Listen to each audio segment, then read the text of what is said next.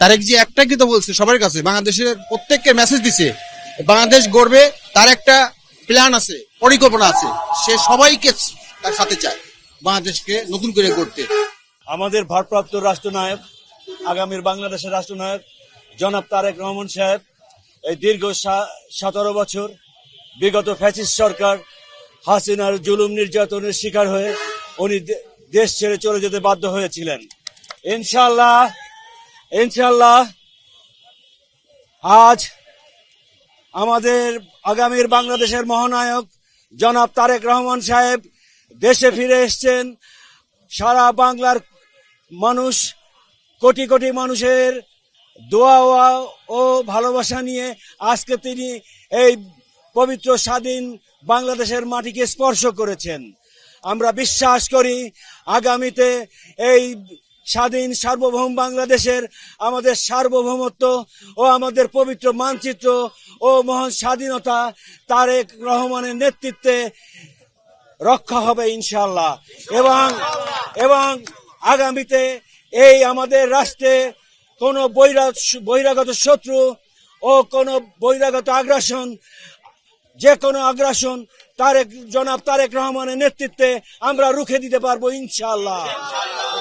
আজকে আমরা জনসভায় তাকে শুভেচ্ছা বিনিময় করার জন্য এবং আমাদের অন্তরস্থলে ভালোবাসা বোঝানোর জন্য রাজপথে লক্ষ কোটি জনগণের ভিড় ও স্লোগানে আমরা সবাই অনেক আনন্দ উল্লাস করলাম।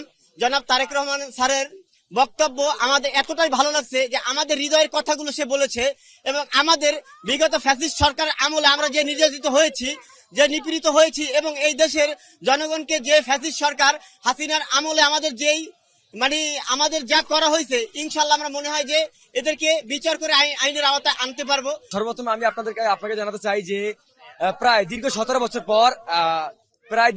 বছর পর বাংলাদেশের মাটিতে বাংলাদেশের প্রাণ, বিশেষ করে বাংলাদেশের স্বাধীনতা রক্ষার জন্য আমাদের প্রাণ প্রিয় নেতা জনাব তারেক রহমান এই বাংলার মাটিতে আসছেন। আপনি আরো জানেন যে এই প্রিয় নেতা বাংলাদেশে আসার উপলক্ষে প্রায় সেই এয়ারপোর্ট থেকে শুরু করে 300 ফিট পর্যন্ত লাখো লাখো মানুষের দল। এটার একমাত্র কারণ ছিল প্রিয় নেতাকে এক নজর দেখার জন্য। প্রিয় নেতার প্রতি যে পরিমাণ ভালোবাসা আছে বাংলার মানুষের, তা আজকে প্রমাণ করে দিয়েছে। আমি আপনাকে এই কথার মাধ্যমে আরেকটা মেসেজ দিতে চাই, সেটা হলো যে আগামী 26 নির্বাচনে যে 12 তারিখ যে ডিসেম্বরের নির্বাচনটা হয়, ফেব্রুয়ারিতে যে নির্বাচনটা হবে, এই নির্বাচনে এই বাংলার মানুষ আরেকটা মেসেজ দিতে চাচ্ছে এই বাংলাদেশকে যে তারেক রহমানের কোনো বিকল্প নেই। আপনি আপনাকে আমি আরেকটা কথা জানাতে চাই, সেটা হলো যে বাংলাদেশের মানুষ যে তারেক রহমানকে এত পরিমাণ ভালোবাসে, সেটা হয়তোবা আপনারা আজকে যমুনা টিভি অবশ্যই জানতে পারছেন যে সেই বিশেষ করে এত মানুষ, ছোট বড় থেকে শুরু করে প্রত্যেকটা মানুষ তার এত পরিমাণ আবেগ যে তারেক রহমান বাংলাদেশের অহংকার। এই বাংলাদেশের অহংকারকে এই ফ্যাসিস্ট শেখ হাসিনা প্রায় 6314 দিন ধরে এই বাংলার মাটি থেকে অনেক দূরে রেখেছেন। আমাদের এই বাংলাদেশে আবার তিনি তার মাতৃভূমিতে ফিরে আসছেন একটাই কারণ, স্বাধীনতা রক্ষা এবং গণতন্ত্র পুনরুদ্ধার করে স্বৈরাচারকে এই বাংলাদেশ থেকে স্বৈরাচারকে নির্মূল করে ছাড়বে ইনশাআল্লাহ। এবং আগামী নির্বাচনে এই বাংলাদেশে আমি মনে করি যে তারেক রহমানের বিপরীতে কোনো কিছু নেই। সবার ভালো লাগছে, ওনারা দেখে শুনে একটা জোর চলে আসছে।